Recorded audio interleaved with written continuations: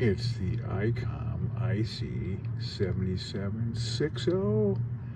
Do I want one? Well, of course I want one. I want every single radio ever made, you know?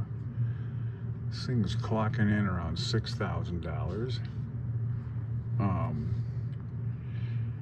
You know, this feature, you can look all these features up. I don't need to go over them, you know. I mean, I think this thing's cool. I would love to have one. I could probably afford one eventually. $6,000 is a lot of money for a radio, but I can see myself stashing away some acorns to get this baby, you know.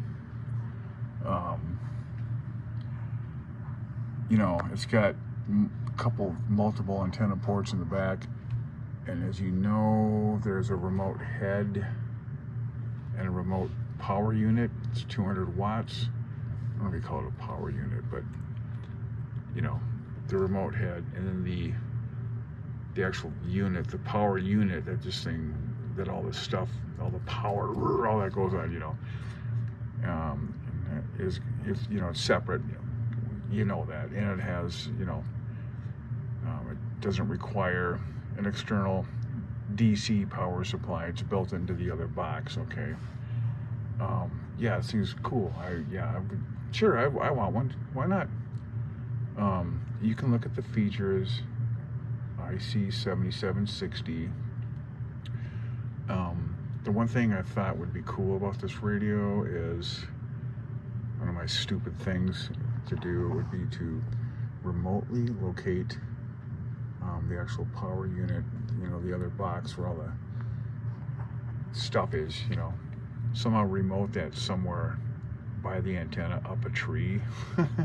Have some kind of alternative power source going up to it, and an internet connection so I can wirelessly over the internet connect up to it, and then I could put an antenna up in those trees all around the property and nobody would even know it, you know. So I would need an external power source to run it.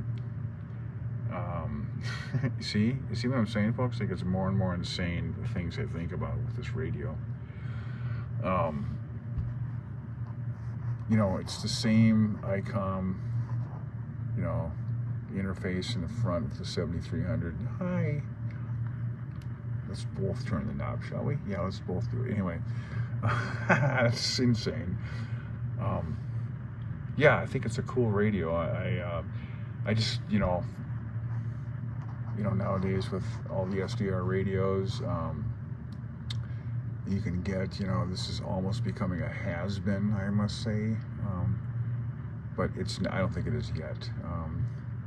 I'm familiar with all these menus. There's more on this than the 7300, I guess, from what I've read about it, but I don't know. I think I'd probably like to have this, but I'm not going to do it as far as I know right now, because for a fraction of the cost, I can get that FD710 and have that sitting right next to the Icom 7300.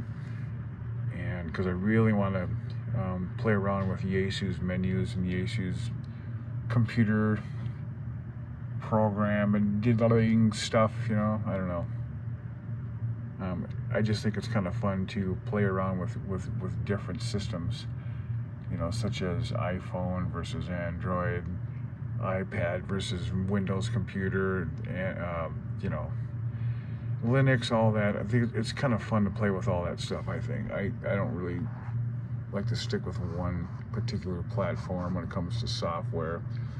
But anyway, so yeah, there's a possibility I may try to own one of these down the line. This might be a good replacement for the 7300 someday, I guess. You know, but by then it's probably going to be obsolete, because I'll run that thing until it's garbage. It's been sitting in storage for a long time, so I don't even know if it works. It's been in storage for almost a year and a half, hasn't been turned on, so I don't know. Anyway, that's my little reviews about this thing.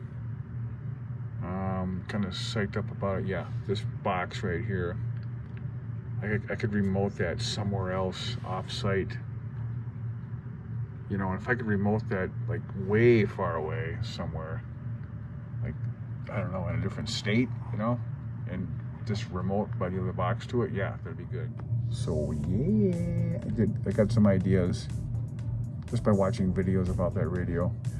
but I'm not completely sold on it yet. The price tag is still too high for me, but I can definitely see possibly getting it. I don't know. Anyway, like I say, this technology in ham radio is pretty cool. But you have to sort of pick and choose wisely, I think. 73 from your old pal, CLG.